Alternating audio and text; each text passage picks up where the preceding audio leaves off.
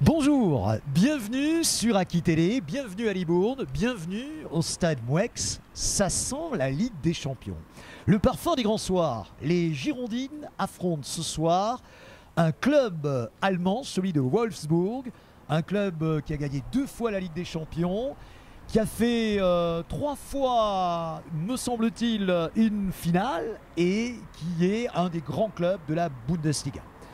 L'exploit est à portée de main. Le match aller a été perdu 3-2. Le match retour, c'est dans quelques instants. C'est dans 1h10. Et nous avons toute une série d'invités qui vont se succéder pour cet avant-match. Alors, je suis avec Valérie Lagarde, qui est la secrétaire générale du district de la Gironde. Et on sait que le foot féminin, le district de la Gironde, y apporte une importance toute particulière, à l'image de son président, Alexandre Gougnard, qui devait être là, mais qui vous a délégué à sa place ce soir avec bonheur, j'en suis convaincu. Bonjour Valérie.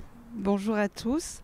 Oui, Parlez bien fort parce qu'il y a beaucoup de bruit. Oui, bonjour à tous. Oui, évidemment, je suis très honorée de remplacer Alexandre ce soir. Il n'est pas remplaçable. Il n'est pas remplaçable, mais le foot féminin est quelque chose qui lui tient à cœur, aussi bien dans la pratique que dans l'accompagnement. Il sait s'entourer de dirigeantes qu'il sait valoriser aussi. Et évidemment, je suis très honorée aujourd'hui de représenter le district de la Gironde et de promouvoir le football féminin en Gironde. Alors ce football féminin qui est en pleine expansion avec d'abord un club formateur qui est le club d'Arlac, qui, il faut bien le dire, a longtemps été le porte-drapeau du football girondin avec le club de Blanquefort. Et il faut se souvenir comment les Girondines sont nées.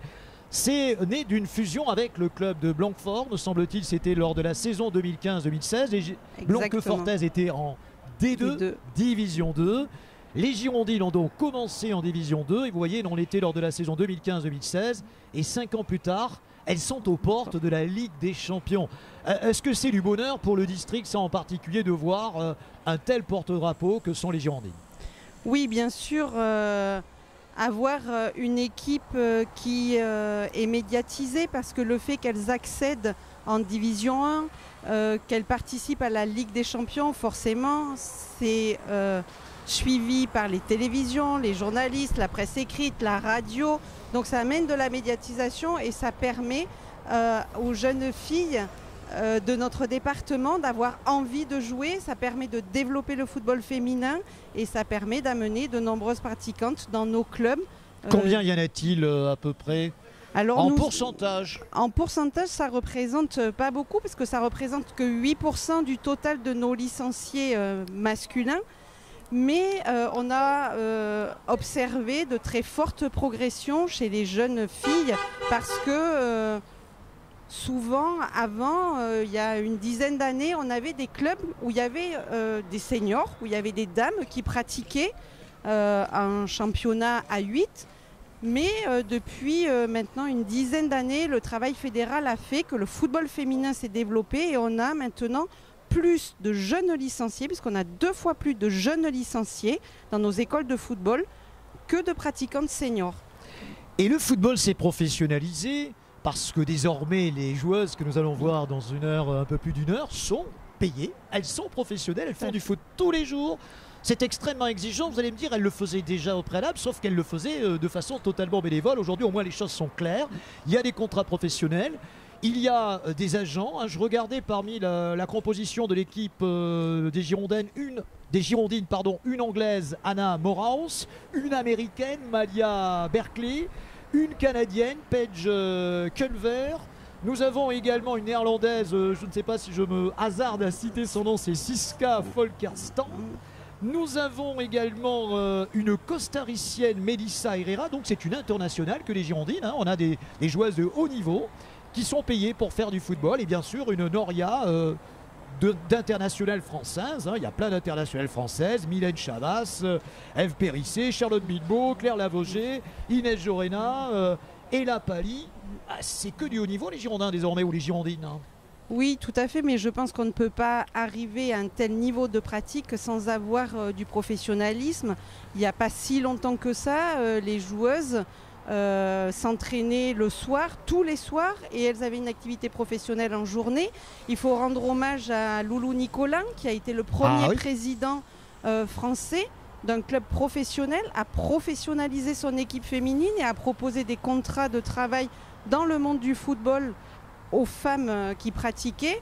Il a été suivi de près par Jean-Michel Aulas, qui est un président qui est visionnaire et absolument, qui sait tout à fait structurer son club et qui a pris la mesure et la dimension de ce que ça pouvait lui apporter d'avoir une équipe féminine, puisque quand même son équipe féminine a rapporté beaucoup plus de titres. Je peux vous livrer une petite que son équipe anecdote. De garçons. Une petite anecdote, Valérie. En 2017, il y a eu ici l'Assemblée de la Ligue d'Aquitaine. Tout à fait. De la Ligue Nouvelle-Aquitaine. Savez-vous qui Saïd N'Jimi avait invité? Vous deviez y être. Oui, Jean-Michel Aulas, bien sûr, il était là, l'invité à d'honneur. quelques mètres d'ici. Il y avait une grande tente et j'étais présent moi aussi, je m'en souviens bien. Et donc c'était la star, Jean-Michel Aulas, parce que tout le monde voulait avoir un autographe, tout le monde voulait le voir d'un petit peu plus près. C'est vrai que c'est un président qui a été très décrié. Mais très honnêtement, vous l'avez dit, il est visionnaire et il a fait de ce club de Lyon, même s'il n'a pas été champion cette année, il a gagné la Ligue des Champions, je crois, ou n'a-t-il pas gagné? Je ne me souviens plus. Qui a gagné la Ligue des Champions cette année? Non, je crois que c'est le club de Chelsea qui l'avait. C'est Barcelone qui a gagné cette année. Et donc effectivement, les Lyonnaises n'ont été ni championnes de France, ni gagné la Ligue des Champions. Mais elles ont gagné de nombreux titres avant et c'est quand même en grande partie parce que Jean-Michel Aulas a su investir dans le football féminin, a su contractualiser avec les meilleures joueuses du monde, puisque la première Ballon d'Or, Ada Hegelberg, était bien lyonnaise au moment où elle a eu son Ballon d'Or. Et on voit que c'est le vivier de l'équipe de France où il y a de nombreuses joueuses qui sont sélectionnées. Le Paris Saint-Germain a mis un petit peu plus de temps à arriver dans la tête du classement national. Et maintenant, évidemment, ce sont les gros clubs de notre championnat de France et ce sont les deux plus grosses écuries qui ont vraiment des moyens extraordinaires avec les meilleures joueuses du monde. Et difficile de lutter avec elles. Mais nos Girondines s'en sortent plutôt pas mal pour compléter ce trio, si je puis dire. Valérie, vous n'allez pas y couper, vous n'allez pas y louper. Nous sommes à 1 heure du coup d'envoi, il va me falloir un petit pronostic. Allez, hasardez-vous. Alors on va rappeler la règle à tous nos téléspectateurs qui reverront ces images demain. Les Girondines ont perdu le match aller, 3-2, mais la règle du but à l'extérieur ne compte plus. Non. Et je rappelle bien que pour l'instant, elles ne sont pas en Ligue des Champions. C'est une pré-qualification pour la Ligue des Champions. Pour entrer dans les groupes, il faut absolument gagner ce soir, refaire son handicap et gagner avec 2 buts d'écart, peu importe le nombre de buts qui auront été marqués. On rappelle que les Lyonnaises se trouvent dans le même cas, mais je crois qu'elles ont gagné largement contre Villarreal, me semble-t-il, au match aller. Alors, un pronostic, je vous écoute Valérie Lagarde. Alors moi, je veux pas qu'il y ait de prolongation et je veux qu'elles se qualifient. Alors je dirais 2-0 pour les Girondines.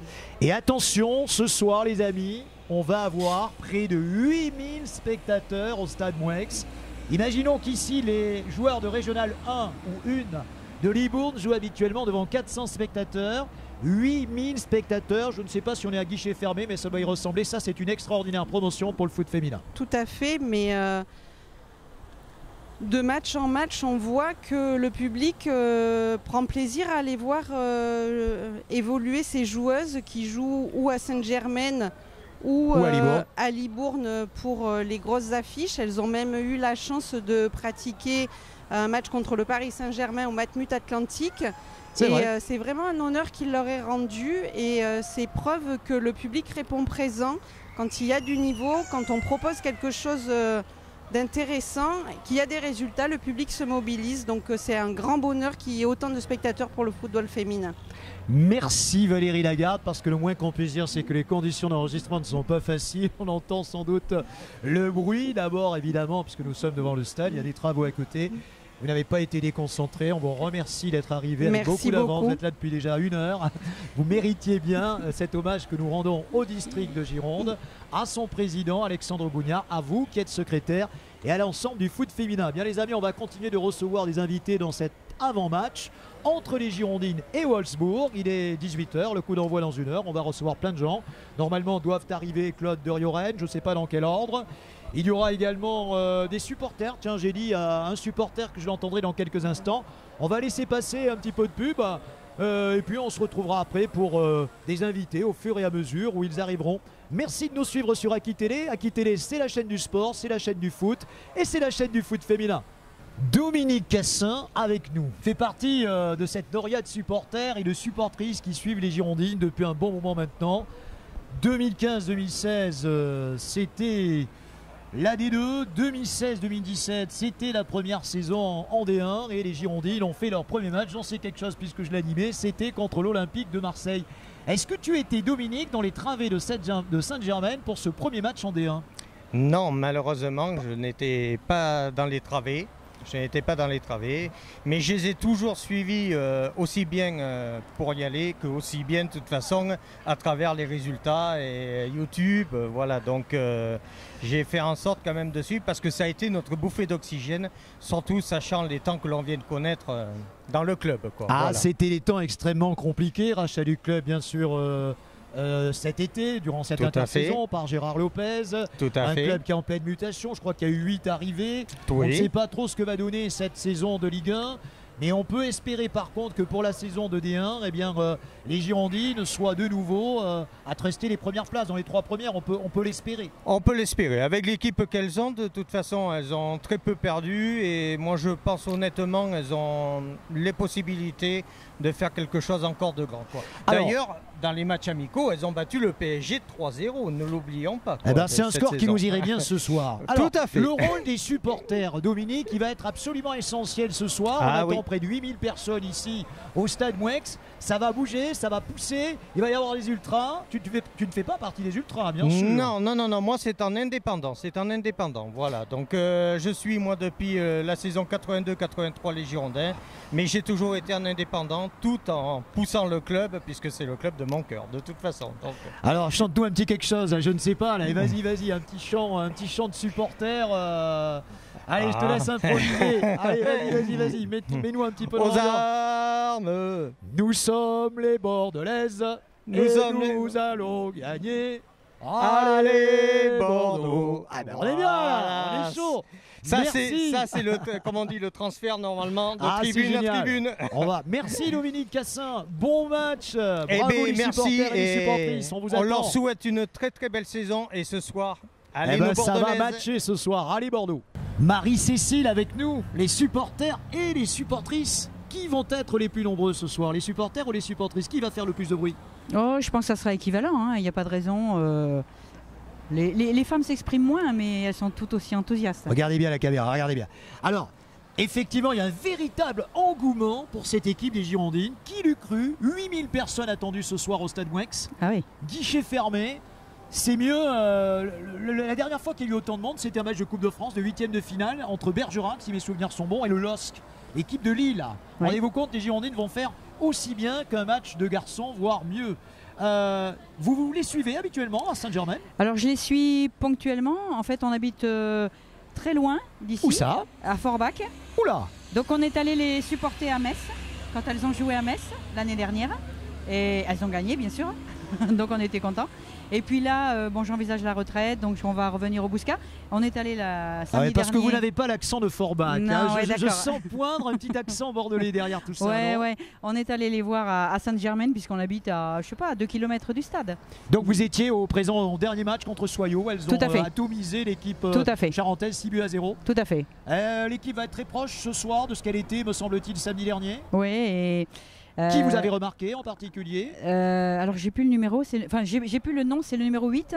Ouais. La numéro 8 elle est bien, la numéro 9 aussi. Alors peut-être alors c'est un nom imprononçable. Oui, Katia Snoeis, qui est une néerlandaise. Exactement ça, voilà. C'est elle qui a marqué, me semble-t-il, le premier but au match aller contre l'équipe de Wolfsburg, c'est ça? Oui, tout à fait. Vous avez repéré une autre joueuse aussi qui vous a la impressionné? numéro 9. Alors la numéro 9, franchement, j'ai pas les numérotations, je ne sais pas. Elsa Palis, non? Non, Palis, j'ai trouvé en recul, Elsa Palis. Michaela Cardia peut-être, qui a marqué au match aller également. Oui, je sais plus. Bon. Mais bon, deux vraiment dynamiques. Et puis la numéro 8 très Claire motivée. Lavogé.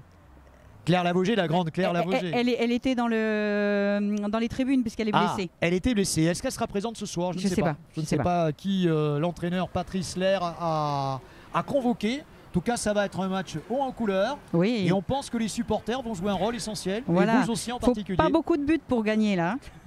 Il suffit de faire au moins 2 buts. Il faut quand même gagner avec 2 buts d'avance. C'est ça.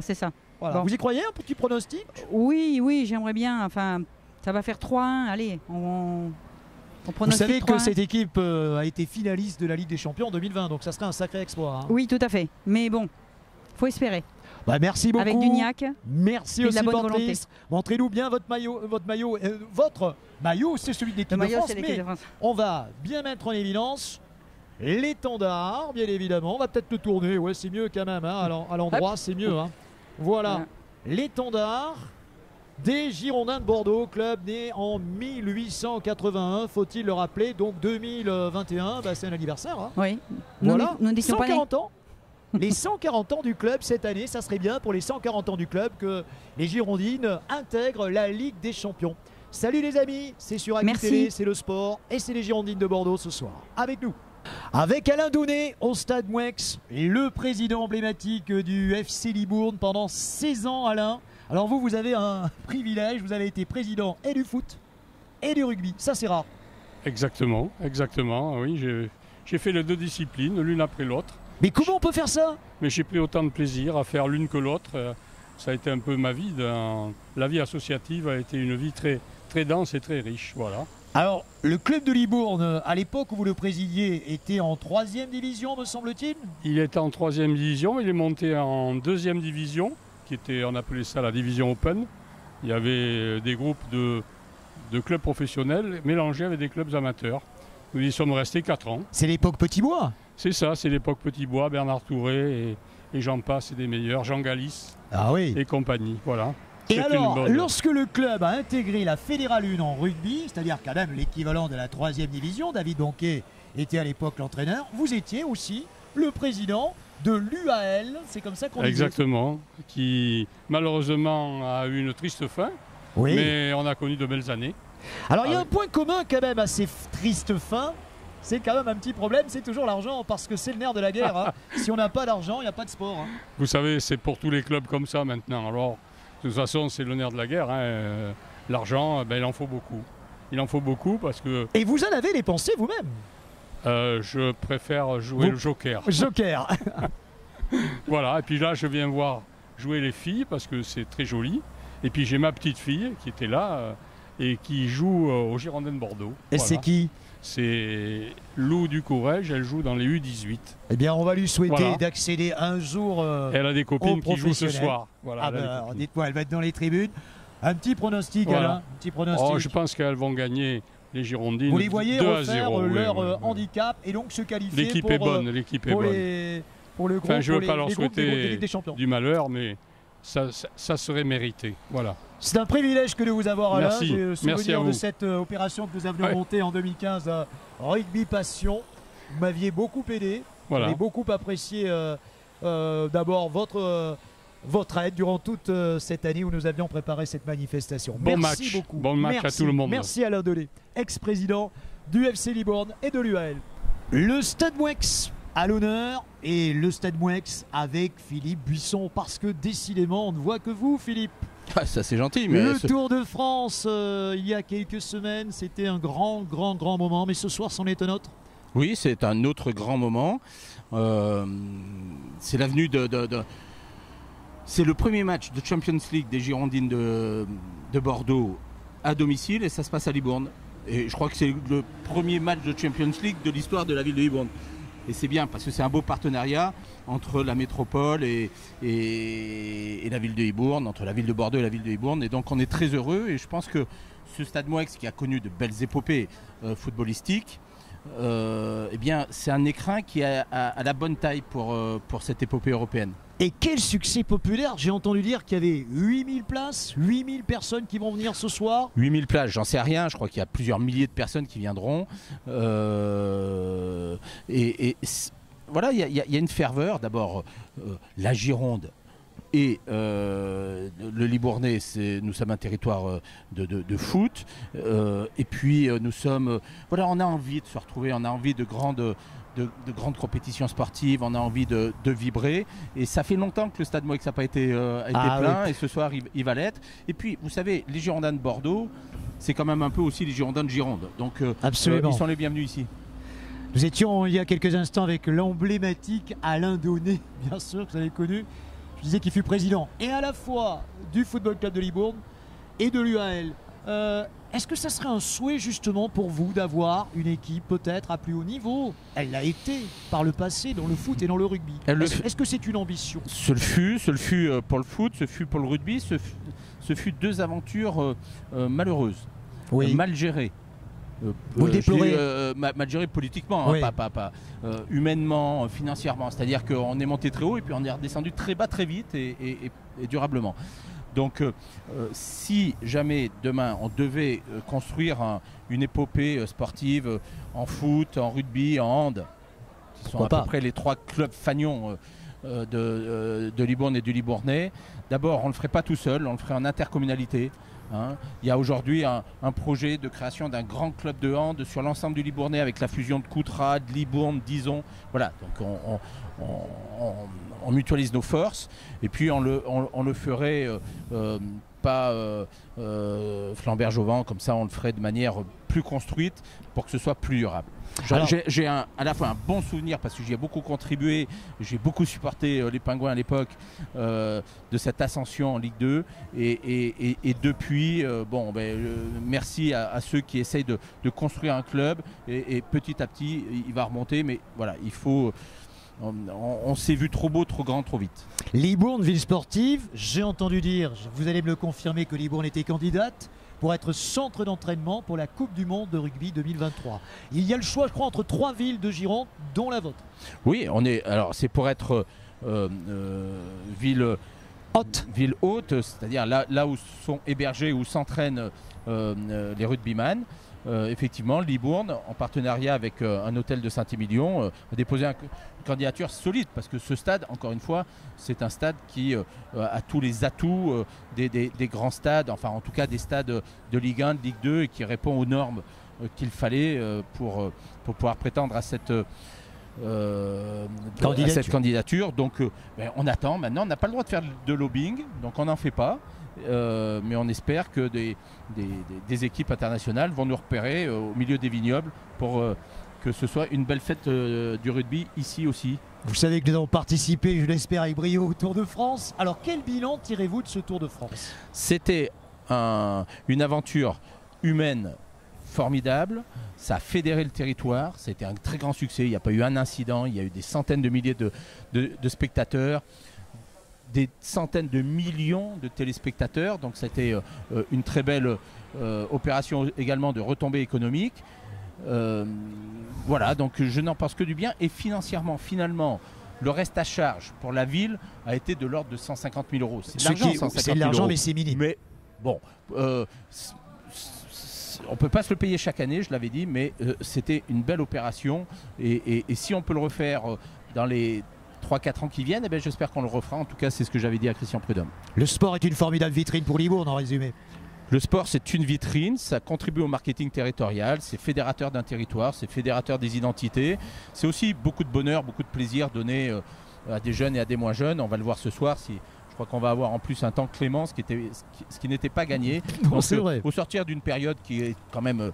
a été très anxiogène et qu'il demeure pour un certain nombre d'entre nous, donner du bonheur, du plaisir et fédérer un territoire. Aujourd'hui, c'est fédérer la Gironde. C'est Bordeaux, Libourne qui se fédèrent pour porter haut les couleurs des Girondins de Bordeaux, qui sont, je le redis quelque part, les Girondins de Gironde. C'est une formidable soirée qu'on va vivre à Mouex. Et puis, j'oublie pas qu'on a connu, alors c'était la Coupe de France, mais on a connu des exploits ici. Les Pingouins ont battu Lyon, le champion de France, champion de France sortant. On a battu Lille, on a battu Le Mans, on a battu Metz. Bon, donc ce soir, les Girondins... Un pronostic, vous êtes obligé. Oui, un pronostic, c'est 2-0. C'est marrant, vous avez tous les mêmes pronostics, tous ceux qui se sont succédés à votre place ont dit 2-0. Bon, c'est que ça va être ça alors. Allez, ça va être ça. Bonne soirée à vous. Merci monsieur le maire Philippe Buisson, merci. Claude de Rioren sur Aki Télé, c'est l'avant-match entre Libourne, vous le savez bien, et Wolfsburg. On reçoit les invités régulièrement depuis près de 45 minutes. Et Claude de Rioren, il était passé nous voir sur le Tour de France. C'est un habitué d'Aki Télé. Il était présent il y a quelques semaines et on le retrouve pour ce grand événement libournais. Claude, l'ex-footballeur, stagiaire professionnel que tu fus, évidemment, aime le foot. Et le foot féminin, tu y es régulièrement, tu les suis régulièrement, ces Girondines, je le sais. Alors ce soir, tu ne pouvais qu'être là. Et on va tout de suite te demander un petit pronostic. D'habitude, c'est le pronostic, on le demande à la fin. Bah là, je vais te le demander au début. Mais déjà, bonsoir et merci. Alors, je ne suis pas un habitué d'Aki-Télé, mais je réponds toujours Si, positivement tu le deviens. aux invitations. Oui, mais, très bel événement, un bel événement pour la ville de Libourne qui commence à monter en flèche. Hein, et En puissance. En puissance et avec le Tour de Et France. son maire n'y est pas étranger. Absolument, absolument. Voilà. Ouais, c'est du soft power sportif. C'est vrai. Voilà. Mais oui, mais c'est la meilleure façon de faire connaître une ville, il a raison. Bien sûr. Alors, tu me demandes un pronostic. Forcément, je dis les Girondins. Je suis Girondin. Je suis Aquitain, néo-Aquitain. Donc, forcément, je veux que notre équipe, mon équipe, gagne. Le rôle du public, est-ce qu'il va être déterminant ce soir? On est à une demi-heure du coup d'envoi. J'ai envie de dire oui parce que bon, dans l'histoire du football et du football moderne, le football féminin tel qu'il est aujourd'hui est relativement neuf. Et je pense que nos Girondines, nos footballeuses, pour une fois, bien qu'elles fassent de plus en plus recettes, vont avoir derrière elles ce public libournais, bordelais, girondin. Et ça vient d'ailleurs, moi j'ai vu des 40, j'ai vu des 64, c'est incroyable. Mais comme quoi on peut. Il n'y a même plus lieu de parler de football féminin, il y a lieu de parler de football et il se trouve qu'il est joué cette fois-ci par des femmes. Alors c'est une équipe extrêmement compétitive que ces Girondines, parce que d'abord il y a beaucoup d'internationales, beaucoup. Claire Lavogé peut-être a été une des premières à venir, ensuite beaucoup lui ont emboîté le pas. On a aussi pas mal d'internationales qui viennent de tous les horizons, des néerlandaises, des costariciennes, des brésiliennes. Melissa Gomez, me semble-t-il. On a une américaine, une canadienne. C'est vraiment un melting pot, une internationale, hein, d'une certaine façon, que cette équipe des Girondins, désormais. C'est inéluctable. De Blanquefort, le club initial féminin, qui a été la figure de proue, la lampe de lancement plutôt du foot féminin, et c'est toute une histoire, c'est tout un projet, ce club et cette équipe. À aujourd'hui, cette équipe féminine, cette équipe Fagnon.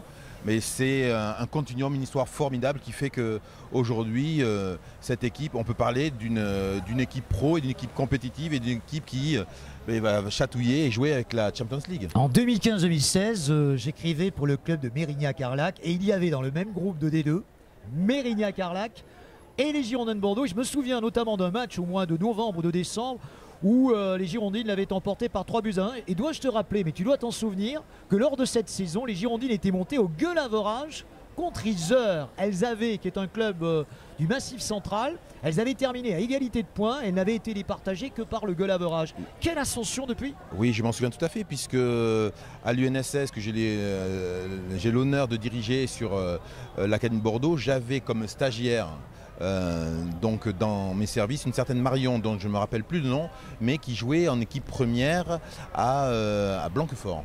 Eh oui, ouais. Parce que tout est parti de Blanquefort, hein, oui. Qui sont restés pendant des années en D2, qui n'arrivaient pas à franchir le palier. Donc je suivais de très près le foot féminin.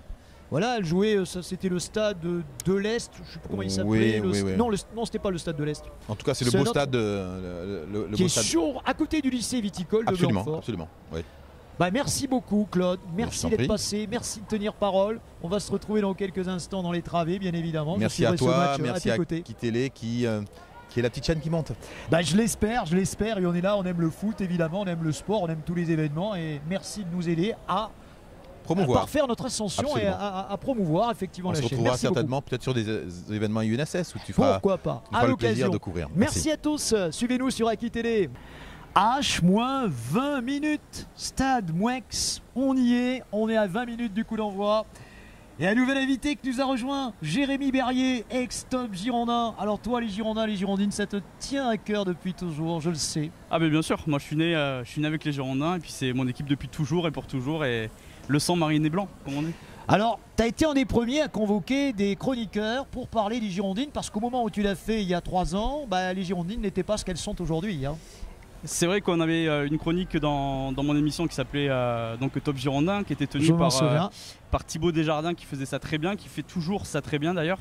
Et oui, on a accordé une place à l'équipe féminine très tôt parce qu'elles ont fait de belles choses très tôt. Mais ça n'a quand même rien à voir avec l'équipe d'aujourd'hui parce que l'équipe de l'époque, elle était au milieu du classement de D1. Elle n'était pas dans les 3 premières places, elle n'était pas en passe de disputer la Ligue des Champions. Là, c'est quand même autre chose. Bon, après, c'est une équipe voilà, qui a qui a une jeune histoire, mais qui a une riche histoire, et chaque année elles franchissent de nouveaux paliers. Donc bien sûr, mais le club est obligé de s'adapter chaque année avec un recrutement qui est digne des objectifs fixés. Donc c'est normal que cette équipe change beaucoup chaque année. Mais là aujourd'hui, voilà, on est à l'orée de la Ligue des Champions, donc c'est incroyable. Et c'est le succès populaire, parce qu'on est entre 6 et 8 000 personnes. On dit 8 000 personnes, on ne sait pas exactement, mais le stade risque fort d'être plein. Donc le public répond. Il aurait pu ne pas suivre, mais il suit. Oui, c'est sûr. Ouais. Après, il y a eu un engouement quand même assez tôt pour cette équipe. Et puis, ce qui est intéressant, c'est que voilà, il y a les matchs des garçons à Bordeaux même, et puis il y a les matchs des féminines ici à Libourne. Donc, c'est intéressant aussi de faire jouer le côté territorial, et c'est bien pour tout le monde. À titre personnel, que deviens-tu? Je pense que tu n'as qu'une envie, c'est de refaire de la radio, de la télé.